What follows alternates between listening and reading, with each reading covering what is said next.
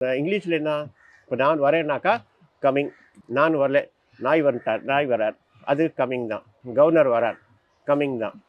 ஆனால் தமிழ் அப்படி கிடையாது. நான் அதை வந்து ஒரு ஆண் வரார், வருகிறான். ஒரு பெண் வரார், வருகிறாள். இதுவே வந்து ஒரு நாய் வருது, ஒரு நாய் வருது, வருகிறது. இதே நிறைய நாய் சேர்ந்து வராங்க, வருகின்றன். இதே வந்து ஒரு மதிப்புக்குரியவர் வரார், வருகிறாயிர். இதே வந்து நிறைய பேர் சேர்ந்து வரா, வருகின்றன் இர்.